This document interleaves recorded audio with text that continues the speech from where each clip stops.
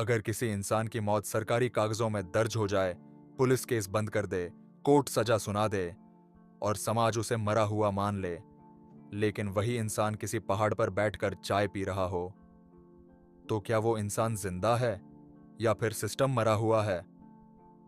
आज की कहानी एक हत्या की नहीं, आज की कहानी एक झूठी मौत की है। दिल्ली एक ऐसा शहर जहां दिन में सपने बिकते हैं और रात में राज दिल्ली ग्रेटर कैलाश का इलाका, ऊंची ऊंची इमारतें, शांत गलियां और अमीर लोगों की खामोश जिंदगियां।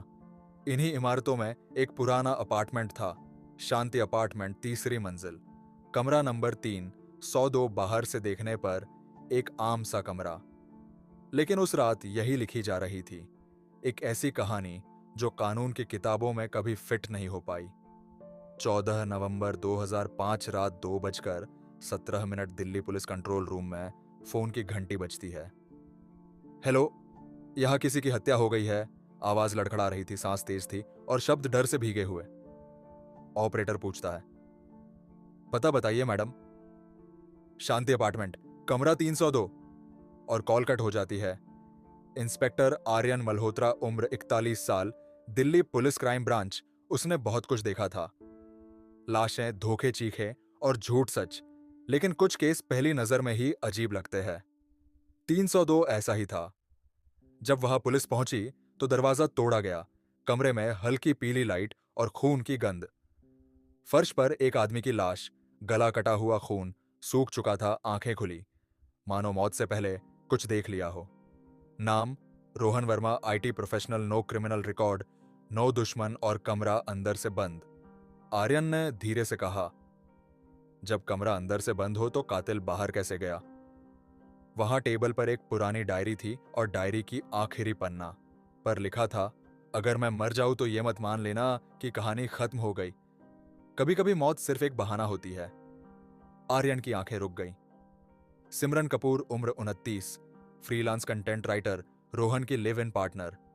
उसकी आंखें सूखी थी, आवाज स्थिर, चेहरा शांत, और बोली, मैं बाथरूम में थी, जब आवाज आई और बाहर निकली तो रोहन मर चुका था। आर्यन ने नोट किया, न आंसू न सदमा। फिर पुलिस वहां से लाश ले गई और पोस्टमार्टम के लिए भेज दिया। झूठ की पहली परत, जब पोस्टमार्टम रिपोर्ट आया तो मौत रात 12:30 में हुआ और कॉल 2:17 पर आया था, 1.5 घंटे का अंतर। इस दौरान कमरे में कौन था? जब यह बात सिमरन से पूछा गया तो उसका जवाब बदला गया। पहला झूठ, वहां टेबल पर पड़ा लैपटॉप चेक किया गया तो एक फोल्डर मिला, फोल्डर का नाम था रूम नंबर 302 और एक वीडियो प्ले होता है। उस वीडियो में रोहन खुद बोलता है कि अगर तुम ये देख रहे हो तो समझो मैं सफल हो गया। और वीडियो कट। आर्यन को पहली बार ठंड लगती है। गिरफ्तारी और मीडिया ट्रायल, सबूत सिमरन के खिलाफ थे, CCTV footage, fingerprint match, video, live in relationship का खूनी सच। जब यह केस कोर्ट में पहुंचता है तो सिमरन को आजीवन कारावास की सजा सुनाई जाती है और केस बंद। 1 साल बीत चुका था, केस फाइल बंद हो चुकी थी और सिस्टम चैन की नींद सो रहा था। लेकिन एक दिन इंस्पेक्टर आर्यन के घर एक चिट्ठी आती है और वह चिट्ठी में ऐसा क्या था कि उसकी नींद को हमेशा के लिए तोड़ देता है। वह चिट्ठी में लिखा था, आपने एक निर्दोष को पकड़ा है। और सबसे बड़ी गलती ये नहीं, सबसे बड़ी गलती ये है कि आपने एक जिंदा आदमी को मरा हुआ मान लिया।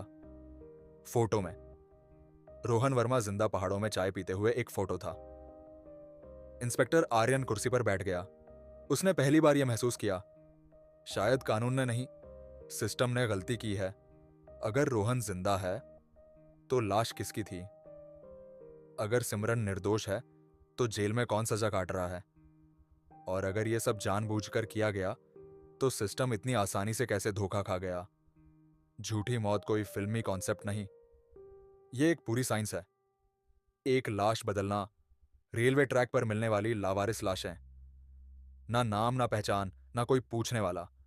एक गरीब मजदूर जिसकी मौत सिस्टम के लिए सिर्फ एक नंबर थी। 2 चेहरे की पहचान खत्म करना, चेहरे पर केमिकल बर्न, पहचान नामुमकिन। 3 डेंटल रिकॉर्ड का खेल, भारत में डेंटल रिकॉर्ड अक्सर अपडेटेड नहीं होते।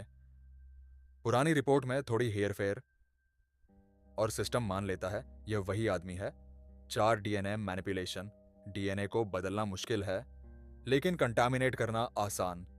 गलत सैंपल, गलत रिजल्ट और सिस्टम आगे बढ़ जाता है क्योंकि सिस्टम सच नहीं, फाइल क्लोजर चाहता है। आर्यन ने फाइल फिर खोली। रेलवे पुलिस रिकॉर्ड, एक लावारिस लाश, उसी रात, उसी टाइम, नाम अननोन। पहली बार तस्वीर साफ हो रही थी। रोहन वर्मा कोई आम आईटी प्रोफेशनल नहीं था। उसके ऊपर एक 120 करोड़ रुपए का इंटरनेशनल साइबर फ्रॉड का केस 120 करोड़ रुपए का इंटरनेशनल साइबर फ्रॉड का केस था।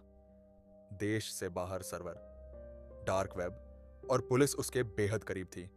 भागने का एक ही रास्ता था, कानून से नहीं, सिस्टम से बाहर निकलना। सिमरन सब जानती थी। वो जानती थी वो फंसेगी, लेकिन प्यार कभी कभी अपराध बन जाता है। लाश लाना, कमरा सजाना, सबूत छोड़ना। सिमरन ने जानबूझकर खुद को दोषी बनाया। जेल की मुलाकात में सिमरन बोली, मैं जानती थी कोई मुझे नहीं बचाएगा, लेकिन अगर मैंने ये नहीं किया तो वो मर जाता, कभी सिस्टम से, कभी कानून से। मैंने एक इंसान को जिंदा रखने के लिए खुद को मरा हुआ बना लिया। रोहन ने वादा किया था 5 साल में सिमरन को जेल से बाहर निकाल लेगा, लेकिन अपराधियों के वादे अक्सर झूठ होते हैं। रोहन कभी वापस नहीं आया, तो इस कहानी में कातिल कौन है? जो मरा नहीं, जो जेल गया, या वो सिस्टम जो सच जानकर भी फाइल बंद कर देता है? कुछ कमरे कभी खाली नहीं होते। कमरा 302 आज भी सिस्टम से सवाल पूछ रहा है। अगर आपको ये कहानी परेशान कर रही है तो समझ लीजिए मकसद पूरा हुआ, क्योंकि ये कहानी एक इंसान की नहीं, ये कहानी है उस सिस्टम की जो कभी कभी खुद मर जाता है। अगर आपको ऐसी डार्क और सच्चाई के करीब कहानियां पसंद है तो वीडियो को लाइक करें और चैनल को सब्सक्राइब करना न भूलें।